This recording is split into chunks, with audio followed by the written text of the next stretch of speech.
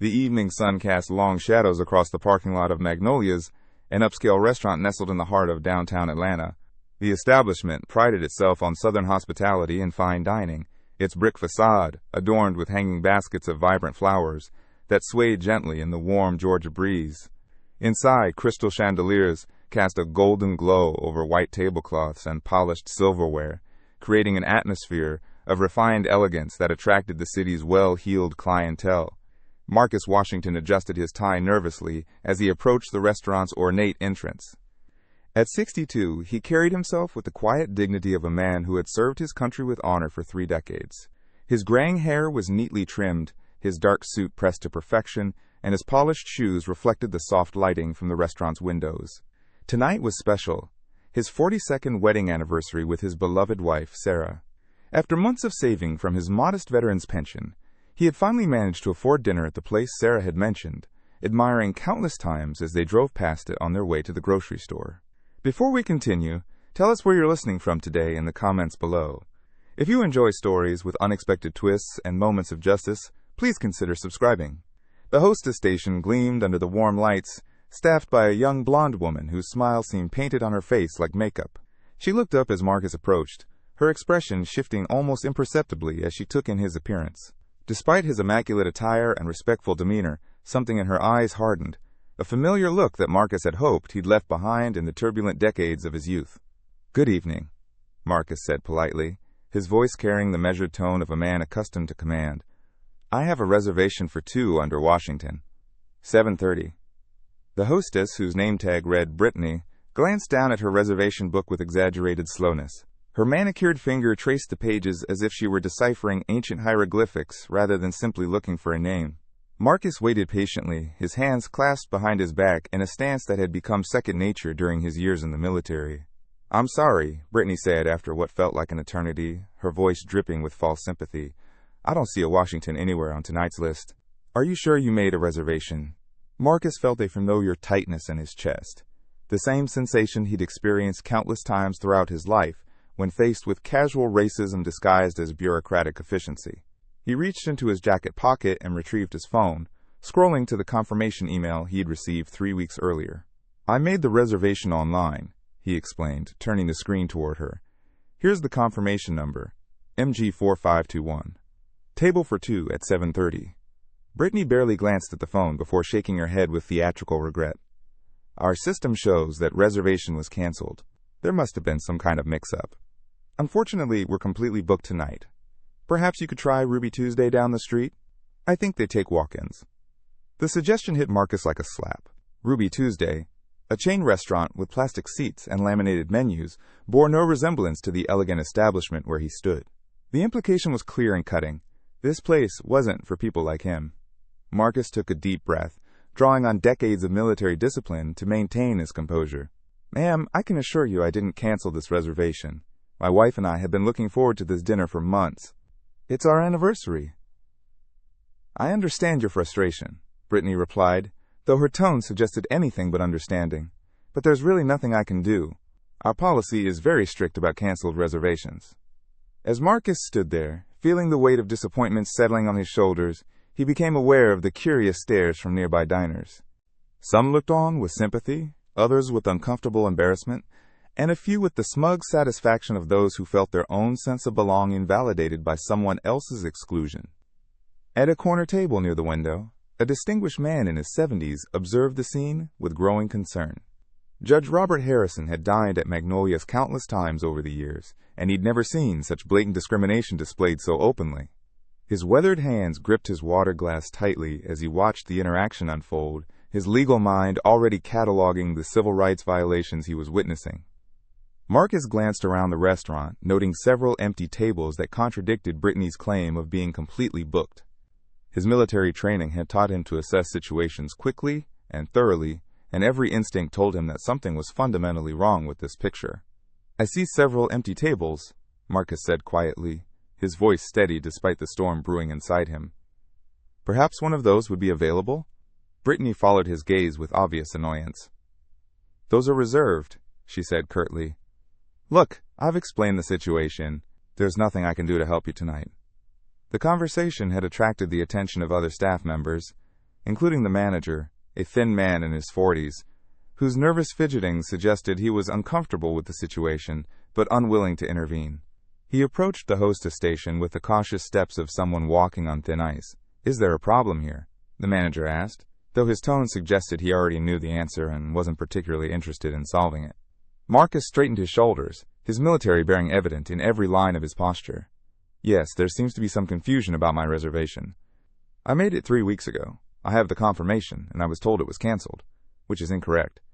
The manager glanced at Brittany, who shrugged with practiced innocence. "The system shows it was canceled, sir. I'm sorry, but we're completely booked tonight." Judge Harrison pushed back his chair and rose slowly, his tall frame commanding attention even across the crowded restaurant. As one of Georgia's most respected federal judges, he had spent his career fighting injustice in all its forms.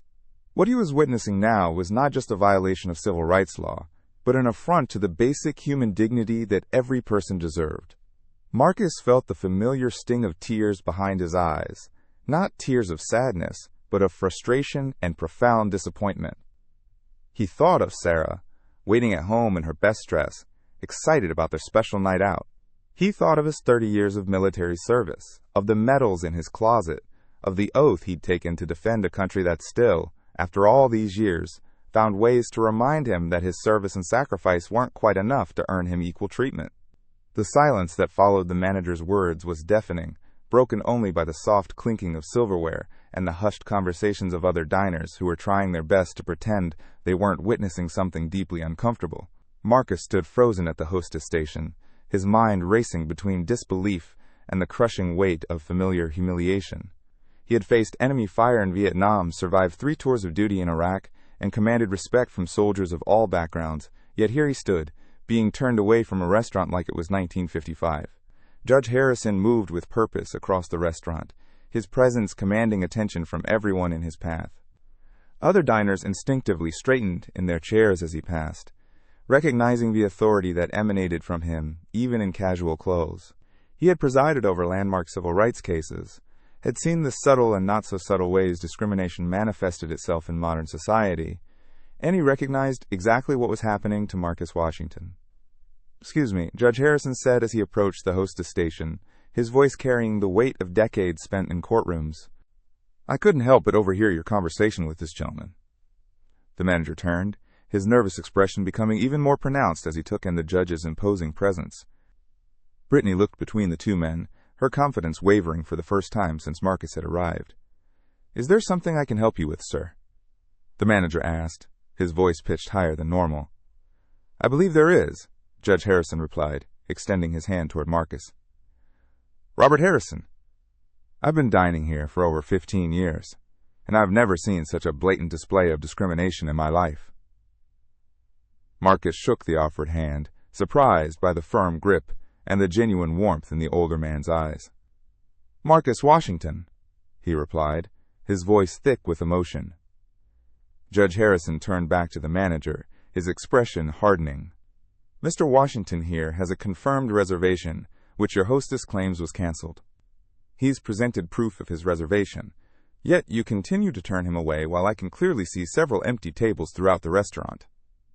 The manager's face flushed red as he realized the gravity of the situation.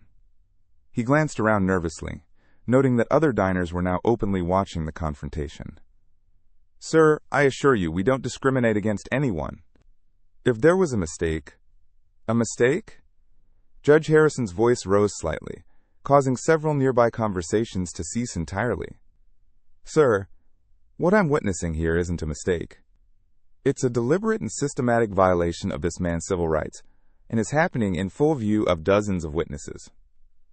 Marcus felt a strange mixture of gratitude and embarrassment. Part of him wanted to simply leave, to spare himself further humiliation and avoid causing a scene. But another part, the part that had been forged in military service and tempered by decades of fighting for respect, urged him to stand his ground. "Look," the manager said, his voice dropping to a whisper as he tried to contain the situation. "Maybe we can work something out. There might be a table available after all." "After all," Judge Harrison repeated, his eyebrows raised. "How convenient that a table has suddenly materialized now that you realize you're being watched by someone who won't simply walk away."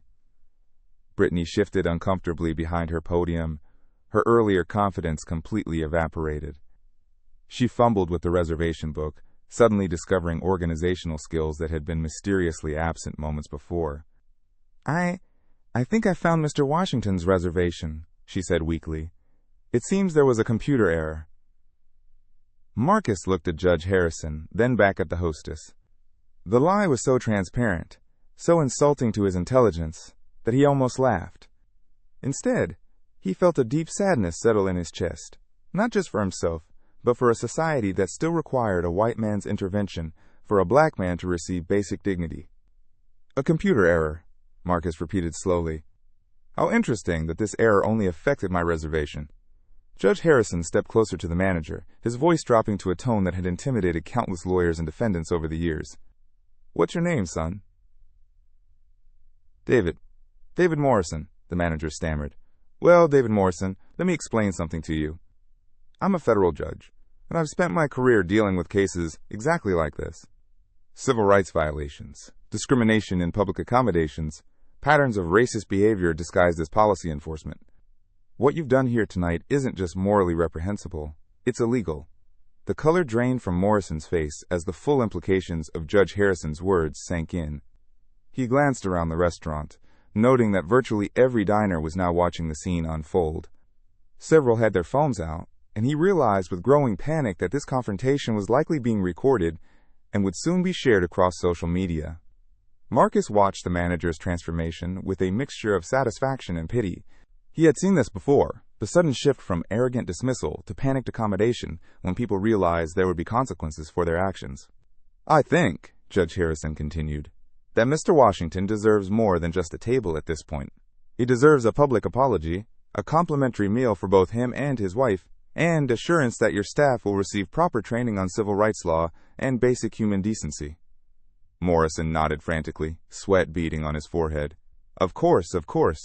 Mr. Washington, I sincerely apologize for this misunderstanding. We'd be honored to have you and your wife dine with us tonight. Everything will be complimentary, naturally. Marcus studied the manager's face, seeing fear rather than genuine remorse. It wasn't the apology he deserved, but it was acknowledgement of the wrong that had been done. More importantly, it was a victory not just for him, but for every person who had ever been turned away, dismissed, or humiliated because of the color of their skin. I appreciate your apology, Marcus said carefully, but I need you to understand something. I'm not just any customer. I'm a veteran who served this country for 30 years. I've bled for the freedoms that you take for granted, including your right to operate this business in peace and prosperity. The restaurant had fallen completely silent now, every conversation suspended as diners strained to hear Marcus's words. His voice, trained by years of addressing troops, carried clearly through the space. When you treat someone like me as less than human, Marcus continued, you're not just attacking me. You're attacking everything I fought to defend. You're spitting on the flag I wore on my uniform and the values I swore to uphold. Judge Harrison nodded approvingly, recognizing the power and dignity in Marcus's words. This wasn't just about a dinner reservation anymore. It had become a moment of reckoning, a confrontation with the lingering shadows of America's troubled past. Morrison looked as if he wanted to disappear into the floor. We had no idea you were a veteran, sir. Thank you for your service. Marcus's eyes flashed with controlled anger. My service shouldn't matter. Every person who walks through that door deserves to be treated with respect and dignity, whether they're a veteran, a teacher, a janitor, or unemployed. The fact that you only care now because you know I served tells me you still don't understand the problem. The weight of Marcus's words hung in the air like morning fog, thick and penetrating. Judge Harrison watched with admiration as the veteran delivered his rebuke with the precision of a military operation, measured, powerful, and devastating in its accuracy. Around them, the restaurant's atmosphere had shifted completely. What had begun as an evening of fine dining had transformed into an impromptu civics lesson, with Marcus Washington serving as both teacher and living example of grace under pressure. You're absolutely right, Judge Harrison said, his voice carrying across the silent restaurant. Character isn't determined by profession or military service. It's revealed by how we treat others when we think no one important is watching. Morrison nodded desperately, his hands shaking slightly as he gestured toward the dining room. Please, Mr. Washington, let me show you to our best table. And please, call your wife. Dinner tonight is completely on us. With our deepest apologies." Marcus looked around the restaurant, taking in the faces of the other diners. Some looked embarrassed by what they had witnessed. Others appeared moved by his dignity in the face of discrimination, and a few seemed to be wrestling with their own consciences. He could see phones still recording, capturing not just his humiliation, but also his response to it. "I appreciate the gesture," Marcus said slowly, "but I need to think about whether I want to stay. This isn't about the money or even the meal. It's about the fact that your staff looked at me and decided I didn't belong here. That's not something you can fix with a free dinner." Judge Harrison placed a gentle hand on Marcus's shoulder. "Whatever you decide, you have my complete support. But if you'll allow me to suggest something, sometimes the most powerful statement we can make is to claim our rightful place at the table." The wisdom in those words resonated deeply with Marcus. His grandfather had been born into sharecropping, his father had lived through Jim Crow, and he himself had integrated military units during his early career. Each generation had fought for dignity and equality in their own way, and perhaps this moment was his contribution to that ongoing struggle. "All right," Marcus said finally. "I'll stay. But I have conditions." Morrison leaned forward eagerly. "Anything, sir. Whatever you need. First, I want you to personally apologize to every customer in this restaurant for the disturbance your staff's behavior has caused. Second, I want you to explain to them what happened here tonight and why it was wrong. Third, I want a written guarantee that your entire staff will undergo civil rights training within 30 days. The manager's face went pale again as he realized the full scope of what Marcus was asking. A public apology would essentially be an admission of guilt, opening the restaurant to potential lawsuits and damaging publicity. But looking at the dozens of phones still pointed in his direction, he understood that his options were limited. "And fourth," Marcus continued, his voice growing stronger with each word, "I want you to establish a scholarship fund for underprivileged students, $5,000 a year in perpetuity. Consider it an investment in creating a generation that won't repeat the mistakes your staff made tonight." Judge Harrison smiled broadly, impressed by Marcus's strategic thinking. Rather than seeking mere punishment, the veteran was demanding meaningful change, education, accountability, and a lasting commitment to social justice. Morrison swallowed hard. $5,000 a year was a significant expense for a restaurant, but the alternative, facing potential federal civil rights charges and the devastating publicity that would follow, was far worse. "Of course," Morrison agreed quickly, "we'll establish the scholarship immediately." Marcus extended his hand toward the manager. "Then we have an agreement. But understand this, I'll be watching. This community will be watching. If you go back to your old ways after tonight, if you think this was just about placating one angry customer, you'll discover that accountability has a long memory." As they shook hands, Marcus could see the genuine fear in Morrison's eyes, but also something that might have been respect. The manager had been forced to confront the ugliness of his establishment's practices, and while his motivation might have been self-preservation rather than moral awakening, the result would still be positive change. Judge Harrison clapped slowly, and gradually other diners joined in until the entire restaurant was applauding. It wasn't the forced, uncomfortable clapping of people trying to end an awkward situation. It was genuine appreciation for witnessing something remarkable. "Ladies and gentlemen," Judge Harrison announced, his courtroom voice carrying easily through the space, "you've just witnessed something extraordinary. You've seen a man respond to injustice, not with anger or bitterness, but with dignity and a demand for meaningful change. This is what leadership looks like." Marcus felt tears threatening again, but this time they were different. These weren't tears of humiliation or frustration. They were tears of pride, of accomplishment, of hope that maybe, just maybe, this moment would matter. Morrison began walking through the restaurant, apologizing to each table individually. Marcus watched him struggle through the explanations, saw the shame on his face as he admitted to discriminating against a veteran, observed the reactions of the diners as they learned what had really happened. "You know," Judge Harrison said quietly, "in 40 years on the bench, I've seen a lot of people handle injustice in different ways. Some respond with lawsuits, others with protests, many with simple resignation. But what you did tonight, turning a moment of discrimination into an opportunity for education and lasting change, that was masterful." Marcus smoothed his tie and straightened his jacket.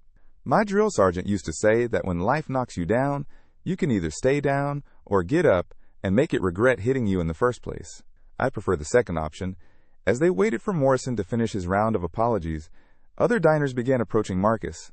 An elderly white woman with tears in her eyes thanked him for his service and his grace. A young black family told him they were proud to see someone stand up with such dignity.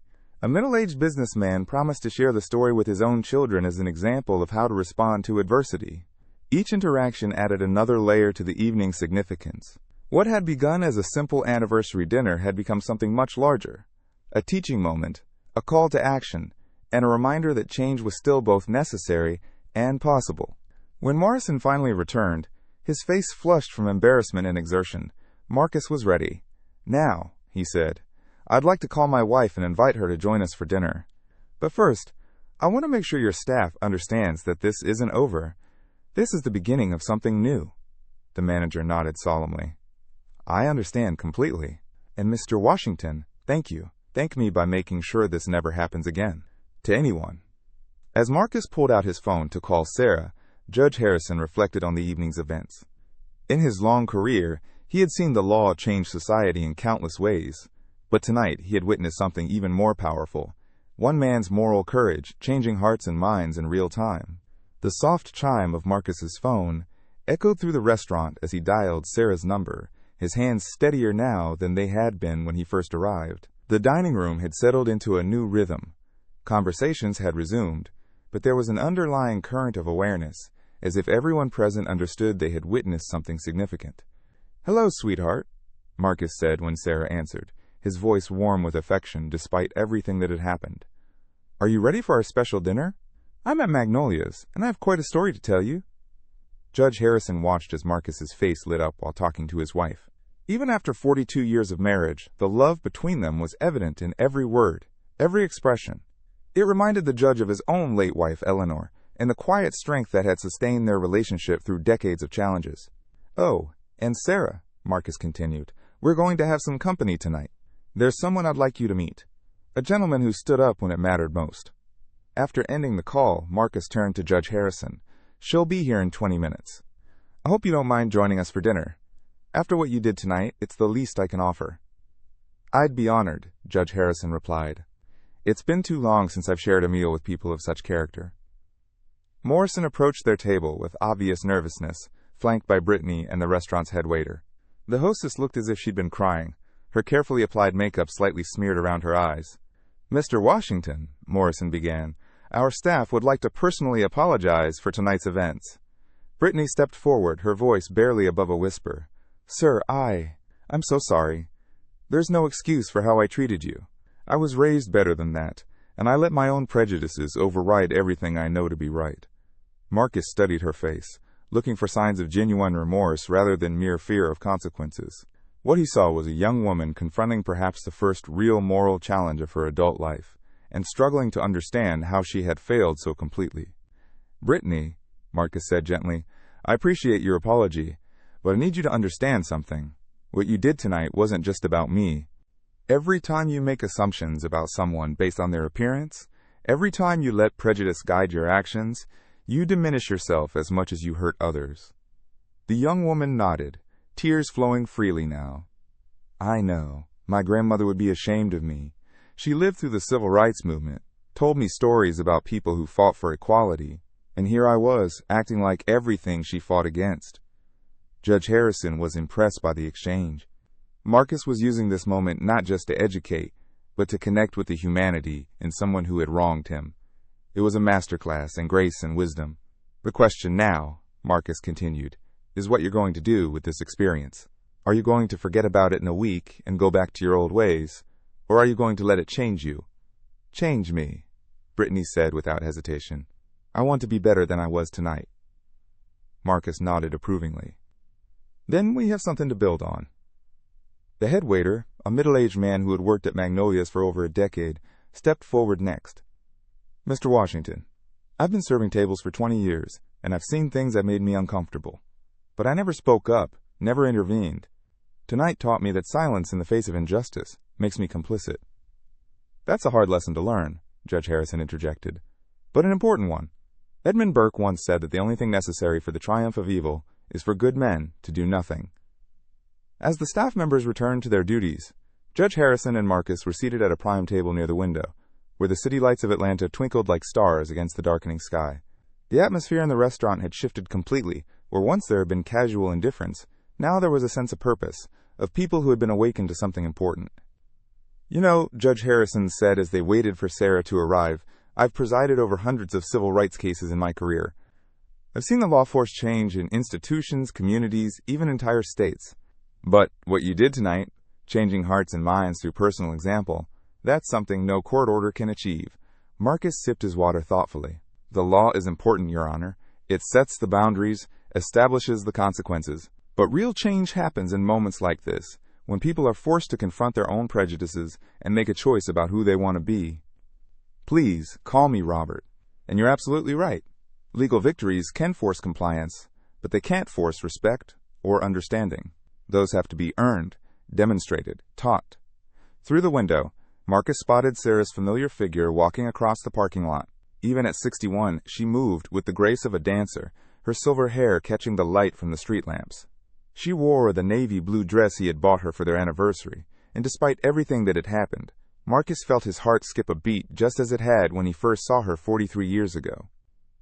"There she is," Marcus said, standing as Sarah entered the restaurant. This time, Brittany greeted her with genuine warmth, personally escorting her to the table where Marcus and Judge Harrison waited. Sarah Washington was a woman who commanded attention without demanding it. Her eyes held the wisdom of someone who had supported a military husband through multiple deployments, raised 3 children largely on her own during his absences, and built a successful career as a high school principal. She took in the scene at the table, her husband in deep conversation with a distinguished white man, and immediately understood that something significant had occurred. "Sarah, my love," Marcus said, kissing her cheek as she approached. "This is Judge Robert Harrison. Robert, my wife Sarah, the strongest woman I've ever known." Judge Harrison stood and extended his hand. "Mrs. Washington, your husband is a remarkable man. He handled a difficult situation tonight with more grace and wisdom than I've seen in 40 years of courtroom experience." Sarah's eyes flicked between the two men, reading the subtext in their expressions. "What kind of difficult situation?" Marcus took her hand as she sat down, his thumb stroking her knuckles in the comforting gesture she knew so well. "The same old story, sweetheart, but this time it had a different ending." As Marcus recounted the evening's events, Sarah's expression moved through a range of emotions: anger at the discrimination, pride in her husband's response, and gratitude toward Judge Harrison for his intervention. She had lived through these moments before, had watched her husband face prejudice in the military, in their neighborhood, in countless small interactions over the decades. But she had never seen him turn such an experience into something so powerfully positive. "I'm proud of you," Sarah said simply when Marcus finished his story. "But I'm not surprised. You've been fighting for what's right your entire life." Judge Harrison raised his water glass. To Marcus Washington, a man who turned injustice into education, discrimination into opportunity, and humiliation into triumph. They clinked glasses as Morrison approached with a bottle of the restaurant's finest wine. "Compliments of the house," he said, his manner now respectful and genuine. "And Mr. Washington, I wanted you to know that I've already contacted our corporate office about implementing the changes you requested. The scholarship fund will be announced next week." As the evening progressed, other diners continued to approach their table. Some wanted to thank Marcus for his service, others to express admiration for how he had handled the situation. Each interaction reinforced the evening's central message, that individual courage and moral clarity could create ripples of change that extended far beyond the immediate moment. The dinner conversation flowed as naturally as if the three of them had been friends for years. Sarah, with her decades of experience as an educator, found common ground with Judge Harrison in their shared commitment to justice and social progress. Marcus watched with quiet pleasure as his wife charmed the distinguished judge with stories from her principalship, her insights into young people, and her perspective on the changes she'd witnessed in American society. "You know," Sarah said as she cut into her perfectly prepared salmon, "I've spent 35 years working with teenagers, and the thing that gives me the most hope is how different they are from previous generations. They question everything, demand authenticity, and have no tolerance for the kind of casual racism that my generation sometimes accepted as just the way things are." Judge Harrison nodded thoughtfully. "I've seen that in my courtroom as well. The young lawyers appearing before me approach civil rights issues with a passion and clarity that reminds me why I went into law in the first place." Marcus smiled at his wife's animated expression. Sarah had always been his intellectual equal, often surprising people who expected military wives to be quiet and deferential. She had earned her master's degree while he was deployed overseas, had built her career while managing a household and supporting his military obligations, and had never once complained about the sacrifices their chosen life required. "The children at my school," Sarah continued, "they don't see color the way older generations do. Oh, they notice it. They're not colorblind, but it doesn't carry the same weight, the same automatic assumptions. For them, character really is more important than appearance." "That's exactly what we need to nurture," Judge Harrison replied. "But tonight reminded me that we still have work to do with the older generations. Change is happening, but not fast enough, not thoroughly enough." Their conversation was interrupted by a commotion near the entrance. A group of well-dressed diners had arrived, and Morrison was engaged in heated conversation with a man who appeared to be their leader. The man's voice was rising, and his gestures were becoming increasingly aggressive. "I don't care what happened earlier," the man was saying loudly enough for most of the restaurant to hear. "This is ridiculous. You're telling me you can't seat my party because you're accommodating some publicity stunt?" Marcus felt Sarah's hand tighten on his, as they both recognized the ugly undertone in the man's complaint. Judge Harrison's expression hardened as he listened to the exchange. Morrison was trying to maintain his composure, but his voice carried clear stress. "Sir, we have tables available, but you'll need to wait about 15 minutes. We're simply ensuring that all our guests receive proper attention." "Proper attention?" the man scoffed. "You mean you're bending over backward to make up for some imagined slight? This is America. We don't need to apologize for running our businesses efficiently." The restaurant fell quiet again as diners realized they were witnessing a second confrontation of the evening. Marcus could feel the eyes turning toward his table, waiting to see how he would respond to this new challenge. Judge Harrison started to rise, but Marcus gently placed a hand on his arm. "Let me handle this," he said quietly. Marcus stood and walked calmly toward the entrance, his military bearing evident in every step. The confrontational customer noticed his approach and turned to face him, his expression mixing curiosity with barely concealed hostility. "Are you the one causing all this fuss?" the man demanded. "Do you have any idea how this affects other customers?" "I'm Marcus Washington," Marcus replied evenly, extending his hand. "And you're absolutely right. What happened here tonight affects everyone." The man looked surprised by Marcus's calm response and reluctantly shook the offered hand. "Richard Henley. Look, I'm sure whatever happened was unfortunate, but businesses can't operate if they're constantly worried about offending someone." Marcus studied Henley's face, recognizing the type. Successful, privileged, accustomed to having his way without question or delay. But beneath the bluster, Marcus sensed something else. Fear of a changing world where his automatic advantages were being questioned. "Mr. Henley," Marcus said, his voice carrying the authority he'd once used to command troops, "let me share something with you. I spent 30 years in the United States Army, defending the principles this country was founded on. One of those principles is that all people, regardless of race, religion, or background, deserve equal treatment under the law." Henley's expression shifted slightly as he processed Marcus's words. The mention of military service had clearly caught him off guard. "Tonight," Marcus continued, "your fellow Americans discriminated against me based solely on the color of my skin. They violated both federal law and basic human decency. The fuss you're complaining about is actually accountability, something that's long overdue." Other diners had gathered around, creating an informal circle around the two men. Sarah and Judge Harrison watched from their table, ready to intervene if necessary, but recognizing that Marcus was handling the situation with his characteristic blend of strength and wisdom. I didn't realize," Henley stammered. "If what you're saying is true, then of course that's wrong. But surely we can resolve this without disrupting everyone else's evening." "That's exactly what we did," Marcus replied. "We resolved it by demanding accountability, education, and systemic change. The question is whether you're going to be part of the solution or continue to be part of the problem." Henley looked around at the faces surrounding him, seeing a mixture of expressions but no support for his earlier aggressive stance. The moral weight of the moment was clear, and he was being forced to choose a side. What do you need me to do?" Henley asked quietly. Marcus smiled for the first time since the confrontation began. "Nothing dramatic. Just treat everyone you encounter with the same respect and dignity you expect for yourself. And maybe, when you see injustice happening to someone else, speak up instead of walking away." Judge Harrison rose from his table and approached the group. "Gentlemen, I've been watching this exchange with great interest. Mr. Washington, You continue to amaze me with your ability to transform conflict into understanding. He turned to Henley. Sir, I'm Federal Judge Robert Harrison. What you've witnessed tonight is a master class in citizenship. Mr. Washington had every right to be angry, every justification for seeking legal remedies, every reason to make this restaurant pay dearly for their discrimination. Instead, he chose education over retribution, progress over punishment. Henley extended his hand to Judge Harrison, clearly awed by the gravity of the situation he had stumbled into. Your Honor, I apologize for my behavior. I walked in here thinking I was dealing with some minor inconvenience, but I can see now that I was witnessing something much more important. Marcus nodded approvingly. Mr. Henley, would you and your party like to join us for dessert? I think this evening could benefit from more conversation, more understanding.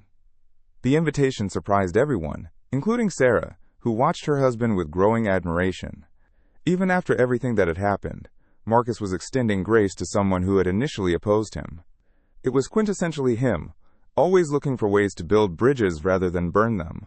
Henley's group, which had been watching the exchange with obvious discomfort, visibly relaxed as they realized they were being welcomed rather than condemned. That's very generous of you, Henley said. We'd be honored. As the expanded group settled around a larger table that Morrison had quickly arranged, the conversation took on new dimensions. Henley, it turned out, was a successful businessman who had built his company from nothing but had rarely examined his own privileges or the barriers others faced. His wife, Patricia, was a retired nurse who had worked in inner-city hospitals and had her own stories of inequality in healthcare. I'm ashamed to admit, Patricia said quietly, that I've seen patients treated differently based on their race or economic status. I told myself it wasn't my place to intervene, that I was just there to do my job. But listening to you tonight, Mr. Washington, I realize that silence makes me complicit. Sarah reached across the table and squeezed Patricia's hand. It's never too late to change. What matters is what you do going forward. Judge Harrison observed the growing circle of conversation with deep satisfaction. What had begun as an incident of discrimination had evolved into something unprecedented. A real-time workshop on civil rights, privilege, and social responsibility, conducted in the most unlikely of classrooms. You know, Judge Harrison said, this reminds me of something that happened during the civil rights movement. There was a lunch counter sit-in in Birmingham where the protesters were joined by white customers who initially opposed them. By the end of the day, former adversaries were sitting together, sharing food and stories, creating understanding where there had been only division. Marcus listened to the judge's story while observing the faces around the table. Each person had been changed by the evening's events in some way. Even Morrison, who continued to hover nearby ensuring their comfort, seemed different, more attentive, more genuine in his interactions with all customers, not just the influential ones. The thing about change, Marcus said thoughtfully, is that it doesn't happen in grand gestures or dramatic moments.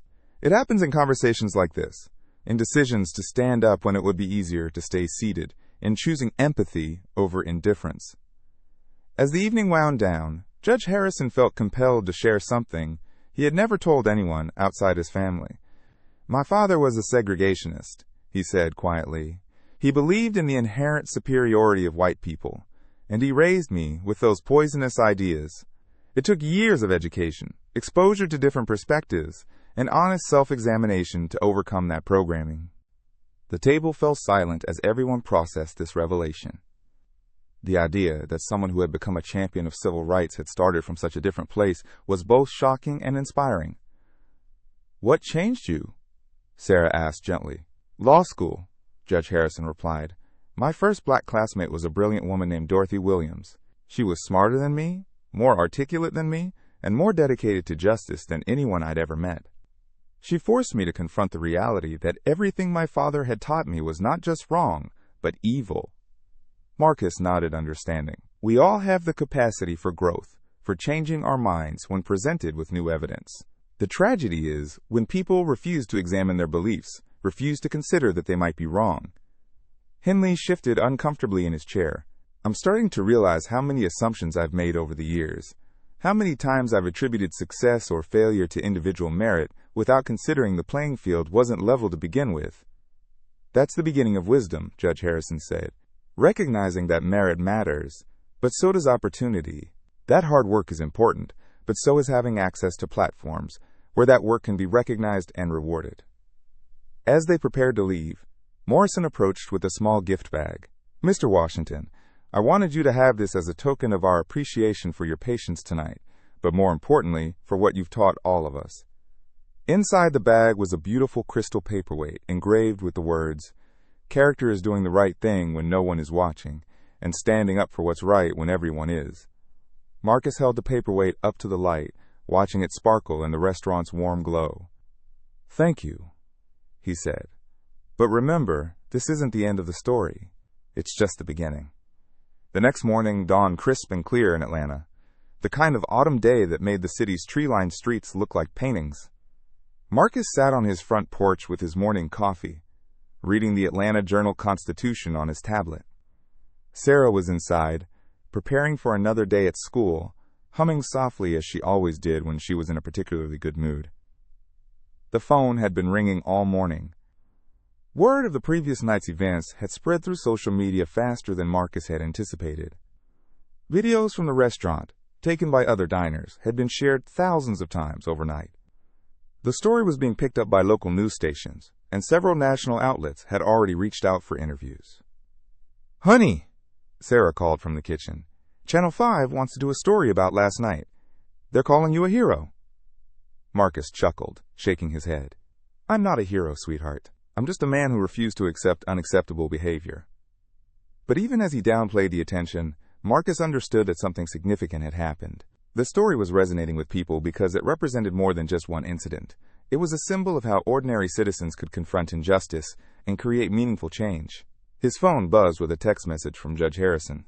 "Marcus, I hope you're prepared for what's coming. This story has legs, and people need to hear your message. Would you be willing to speak at the courthouse next week? We're hosting a civil rights symposium." Before Marcus could respond, another car pulled into his driveway. A young woman emerged, carrying a microphone, and followed by a cameraman. Marcus recognized her as Jasmine Carter, a reporter from the local ABC affiliate who had covered several veterans' events in the past. "Mr. Washington," Jasmine called out as she approached the porch, "I'm sorry to bother you at home, but we'd love to talk to you about what happened at Magnolia's last night. The video's going viral, and people are calling your response inspirational." Marcus gestured for them to join him on the porch. He had never sought publicity, but he understood that this moment could be used to advance important conversations about equality and justice. "What would you like to know?" Marcus asked as the cameraman set up his equipment.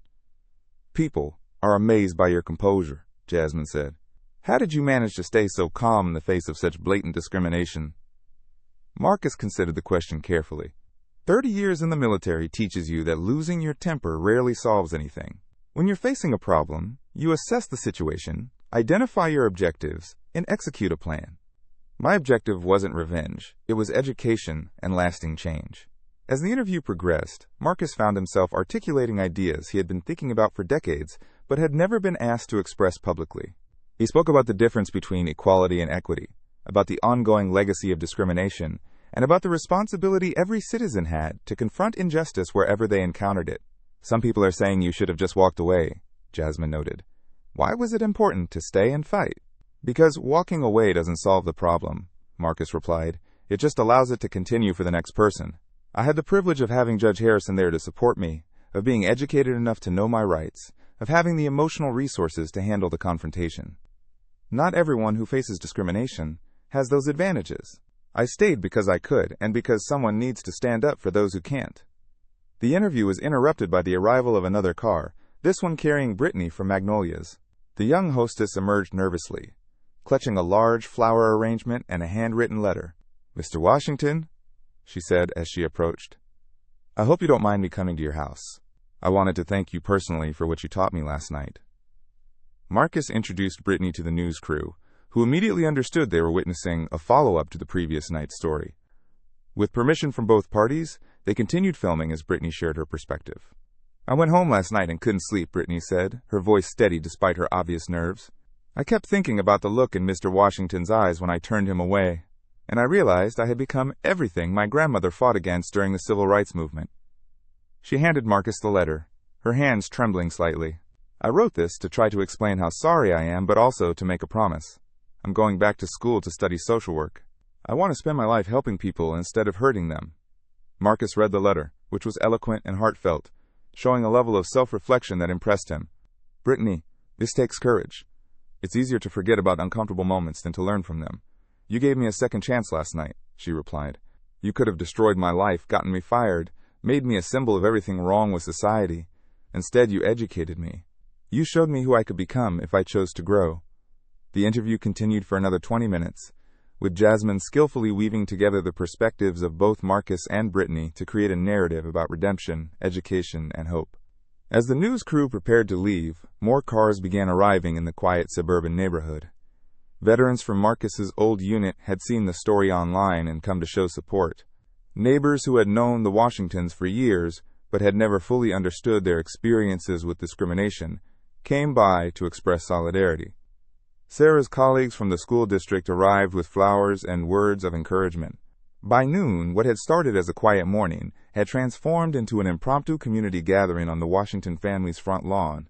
Someone had brought folding chairs, another neighbor contributed sandwiches, and before long, it felt like a block party with a purpose. Judge Harrison arrived in the early afternoon, marveling at the scene before him. "Marcus," he said with obvious delight, "you've created something remarkable here. This is what democracy looks like. People coming together, talking honestly about difficult issues, building bridges across divides."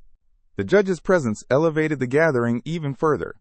Soon, local politicians were arriving, wanting to be associated with the positive story that was capturing national attention. Marcus watched this development with some wariness, understanding how quickly genuine moments could be co-opted for political gain. "We need to be careful," Marcus said quietly to Judge Harrison. "This isn't about politics. It's about humanity." "Agreed," the judge replied, "but don't underestimate the political impact of what you've done. You've shown people that individual action can create real change. That's a powerful message in a time when many Americans feel helpless to affect the larger forces shaping their society."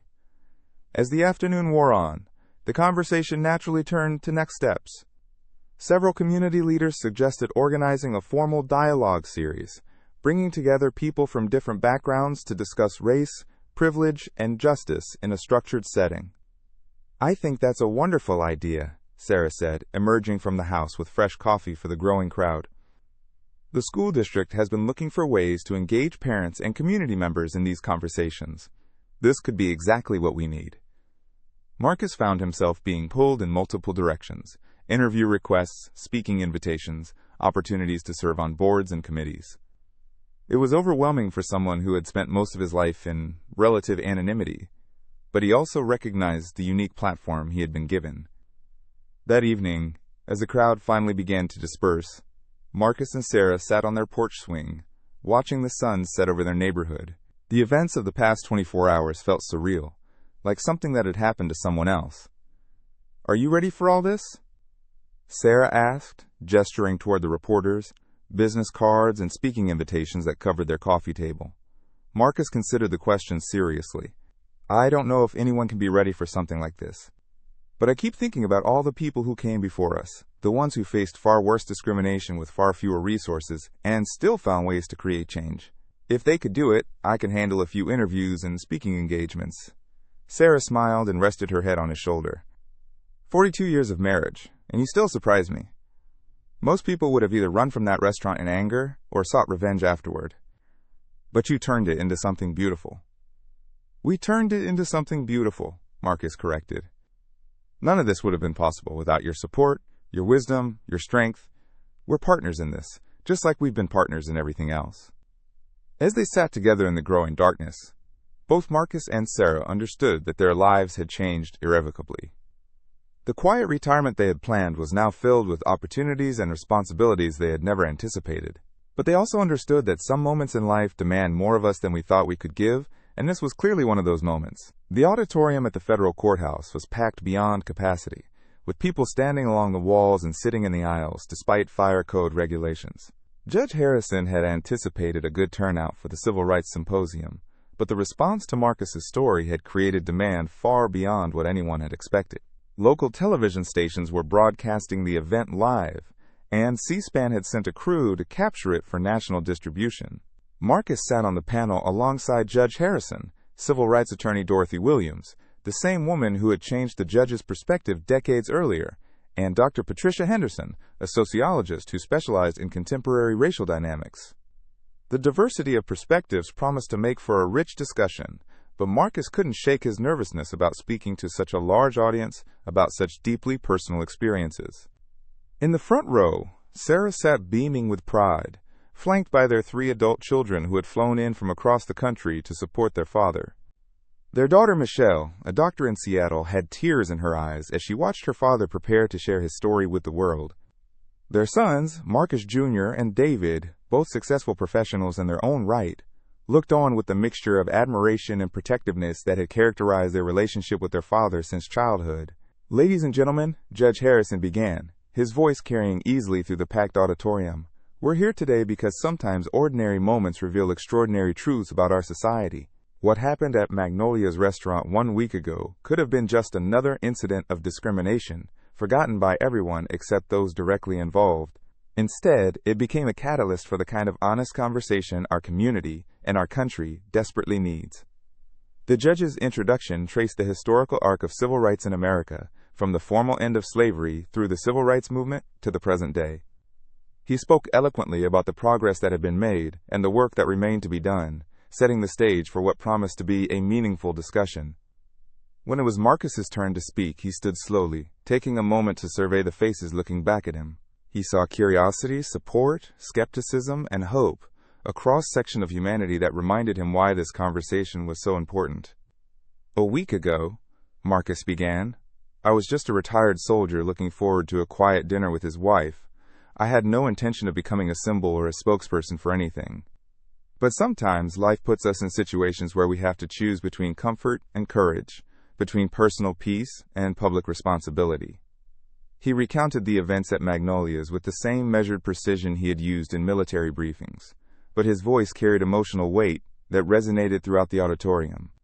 As he described Brittany's initial treatment of him, several people in the audience shifted uncomfortably in their seats, recognizing similar scenarios they had either witnessed or, perhaps, participated in themselves. "The easy thing would have been to leave," Marcus continued, "to chalk it up to ignorance, to accept that some battles aren't worth fighting. But I kept thinking about my granddaughter, who's 8 years old and still believes the world is fundamentally fair. I want her to inherit a society that's closer to that ideal than the one I grew up in." Dr. Henderson leaned forward in her chair, clearly moved by Marcus's words. "Mr. Washington, you've touched on something crucial here, the intergenerational aspect of social change. Can you talk more about how your military experience shaped your approach to this situation?" Marcus nodded thoughtfully. "The military taught me that lasting change requires both strong leadership and broad buy-in. You can't just order people to change their hearts. You have to create conditions where they want to change, where they see the benefit not just to others, but to themselves and their communities."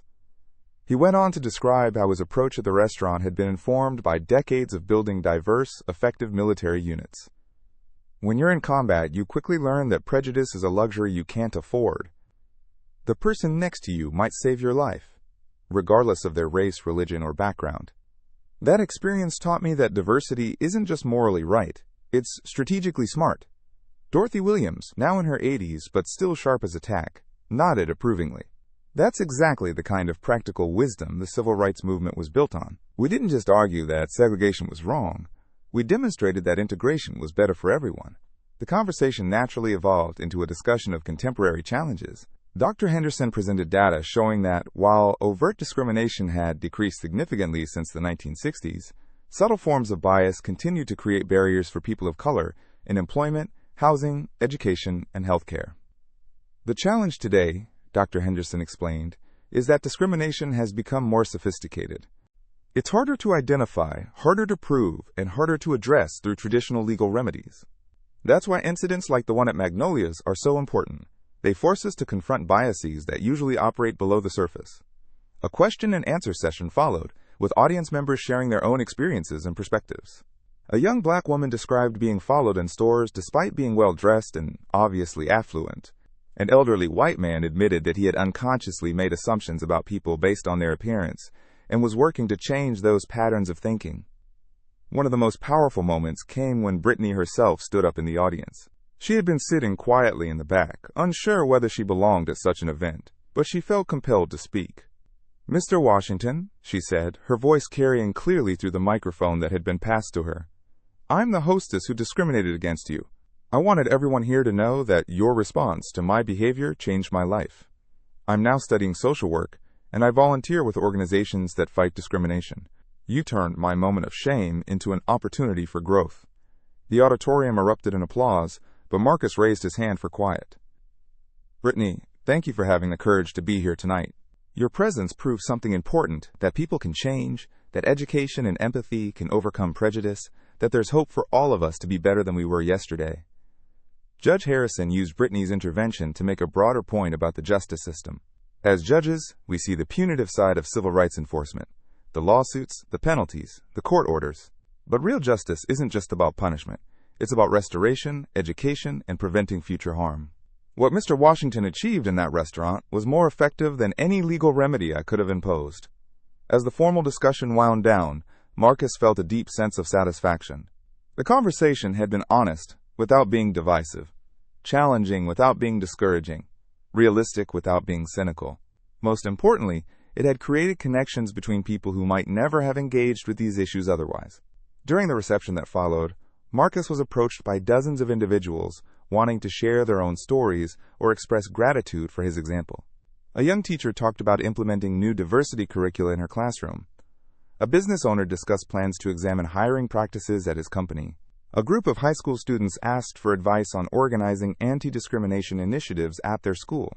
Each conversation reinforced Marcus's growing understanding that his experience at Magnolia's had been a catalyst rather than an endpoint.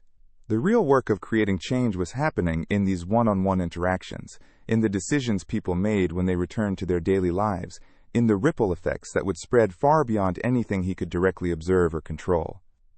Near the end of the evening, a reporter from the Washington Post approached Marcus for an interview. The story, she explained, would be part of a larger series about everyday heroes and the ways ordinary citizens were working to address social challenges in their communities. "What I find most interesting about your story," the reporter said, "is how you turned a negative experience into a positive outcome without minimizing the seriousness of what happened. How do you balance accountability with forgiveness?" Marcus considered the question carefully. "I think accountability and forgiveness can work together. Holding people responsible for their actions doesn't mean being unforgiving. It means insisting that they learn from their mistakes and do better going forward. The goal isn't punishment, it's prevention." As Marcus and Sarah drove home that night, they reflected on how much their lives had changed in just 1 week. Speaking requests were pouring in from across the country. A publisher had approached Marcus about writing a book. Several universities had invited him to speak to their students. "Do you ever wonder what would have happened if Judge Harrison hadn't been there that night?" Sarah asked as they pulled into their driveway. Marcus smiled. "I think something good would have happened anyway. Maybe not the same thing, maybe not as dramatically, but something. Because the truth is, there are Judge Harrisons everywhere, people who are ready to stand up for what's right when the moment requires it." That night just happened to bring the right people together at the right time. As they prepared for bed, Marcus reflected on the unexpected path his life had taken. A week ago, he had been a retired veteran looking forward to a quiet anniversary dinner. Now he was becoming a voice for civil rights, a symbol of dignity in the face of discrimination, an example of how ordinary people could create extraordinary change. It wasn't the retirement he had planned, but it felt like the culmination of everything he had learned and experienced throughout his life. The military had taught him leadership and discipline.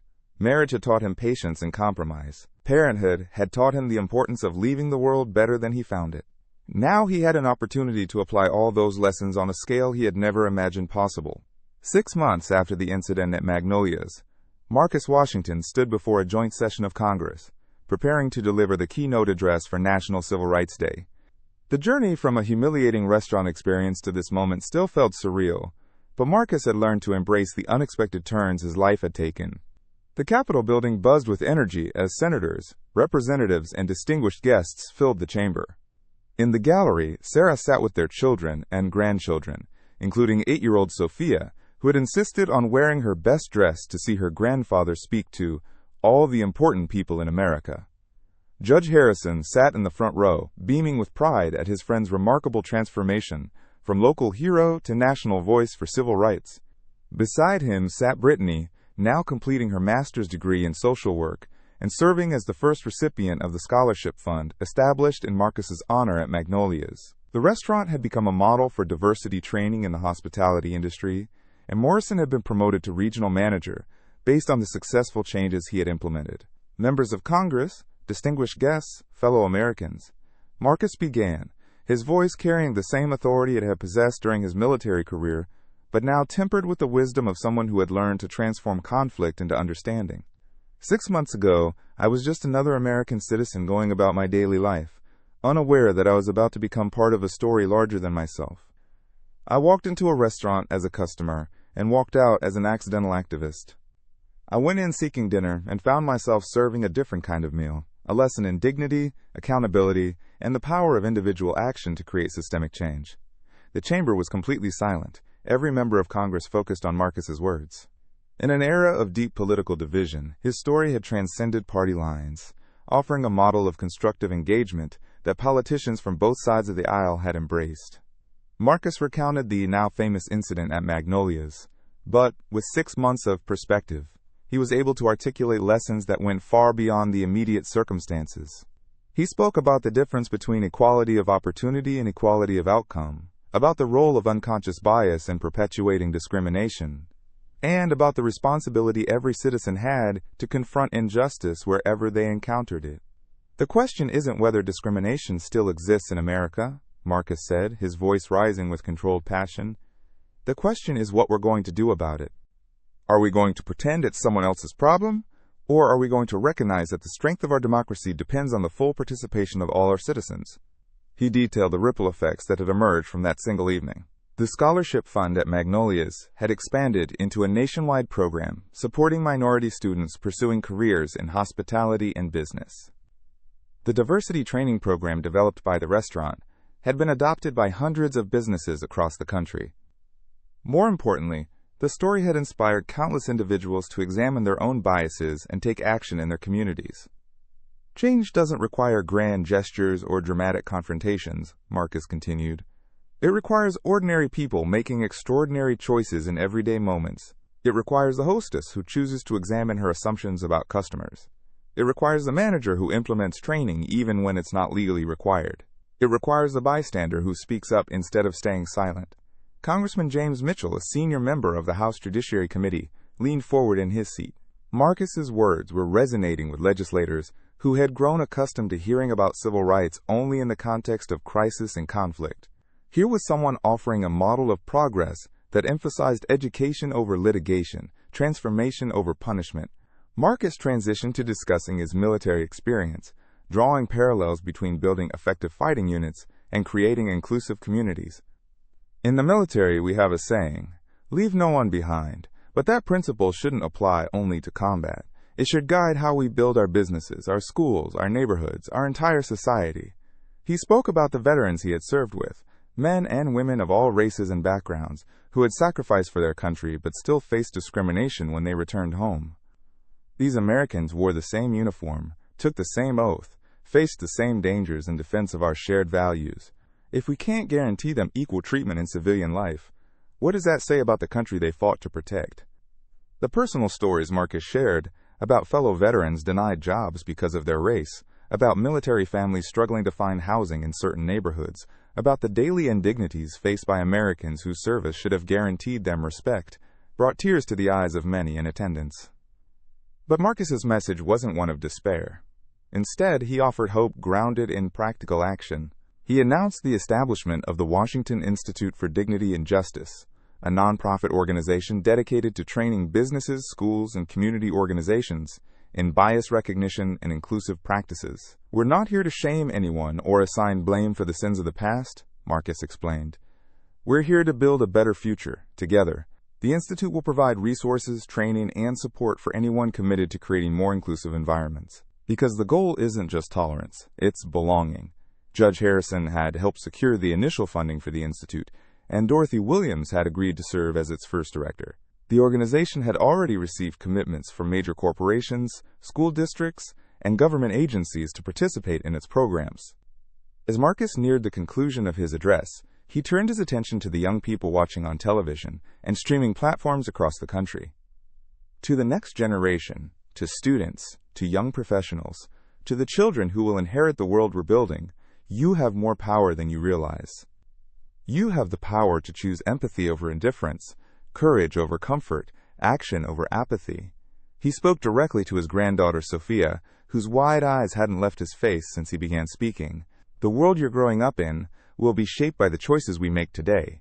We want to give you a country where your worth is measured by your character, your contributions, and your commitment to making life better for others. The final portion of Marcus's speech focused on practical steps every American could take to advance civil rights in their daily lives.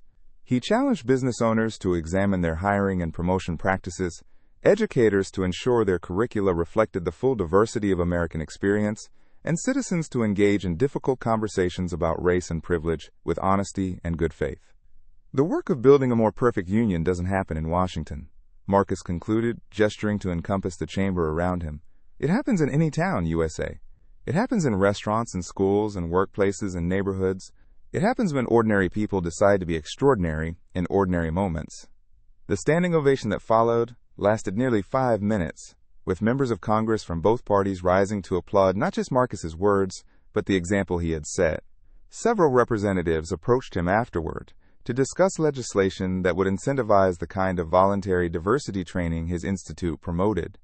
During the reception that followed, Marcus was approached by dozens of individuals sharing their own stories of discrimination and transformation. A corporate executive talked about implementing unconscious bias training throughout her company. A school principal described new programs designed to address racial disparities in discipline and academic achievement. A group of restaurant owners announced their commitment to adopting the Magnolias model in their establishments. Each conversation reinforced Marcus's conviction that lasting change happened through individual transformation rather than top-down mandates. Laws could prohibit discrimination, but they couldn't mandate respect. Policies could require equal treatment, but they couldn't create genuine inclusion. Those deeper changes required the kind of personal growth that Brittany had experienced, multiplied across millions of Americans willing to examine their own assumptions and behaviors. Later that evening, as the Washington family gathered for dinner at a hotel near the Capitol, Marcus reflected on the journey that had brought them to this moment. Sarah sat beside him, still radiant after 42.5 years of marriage, their children and grandchildren around the table representing the future he was working to improve. "Grandpa," Sophia said as they finished dessert, "are you famous now?" Marcus smiled and pulled his granddaughter onto his lap. "I'm not famous, sweetheart. I'm just someone who learned that when bad things happen, you can choose to make good things happen instead. Like when Tommy was mean to me at school, and I told the teacher, instead of being mean back." "Exactly like that," Marcus replied, marveling at the clarity with which children understood concepts that adults often found complicated. When someone does something wrong, we can choose to teach them how to do better. As the family prepared to return to Atlanta the next morning, Marcus received a text message from Morrison at Magnolia's. The restaurant had just been selected to cater a major civil rights conference in Birmingham, and Morrison wanted Marcus to know that Brittany would be leading the service team. It was a perfect symbol of how far they had all come. The restaurant that had once discriminated against Marcus was now being entrusted with serving a civil rights gathering, led by a young woman whose transformation had begun with a moment of shame and grown into a career dedicated to justice.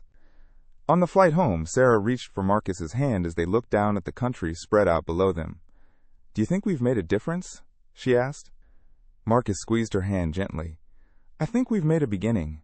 Real change takes generations, but I believe we've given the next generation better tools, better examples, and better reasons to hope." As their plane descended toward Atlanta, Marcus thought about the letter he had received that morning from a young soldier stationed overseas. The soldier, a black woman from Mississippi, had written to thank him for showing that dignity and courage could triumph over hatred and ignorance.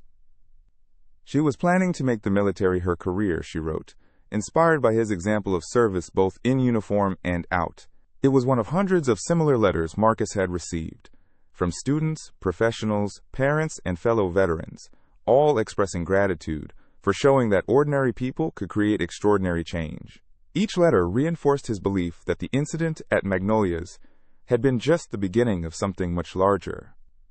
The plane touched down in Atlanta as the sun was setting, painting the sky in brilliant shades of orange and gold. Marcus Washington, retired veteran, devoted husband, proud father and grandfather, and now reluctant civil rights leader, smiled as he looked out at the city lights beginning to twinkle below. Tomorrow would bring new challenges, new opportunities to build bridges, and create understanding. There would be more speeches to give, more conversations to facilitate, more hearts and minds to change. But tonight, he was simply a man coming home with his family, carrying the satisfaction that comes from using whatever gifts and opportunities life provides to make the world a little better than he found it. The story that had begun with humiliation in a restaurant had evolved into hope for a nation still struggling to fulfill the promise of equality for all its citizens. And while the work was far from finished, Marcus Washington had proven that sometimes the most powerful revolutions begin not with protests or legislation, but with one person's quiet refusal to accept injustice as inevitable. As they gathered their luggage and prepared to leave the airport, Sophia tugged on her grandfather's sleeve. "Grandpa, can we go to Magnolia's for dinner tomorrow? I want to meet Brittany." Marcus laughed, the sound rich with joy and possibility. "Of course we can, sweetheart. After all, everyone deserves a second chance to get it right." What moment in this story resonated with you the most? Share your thoughts in the comments below, and if you enjoyed this narrative, please subscribe to my channel. Your support means the world to me and helps keep these stories coming.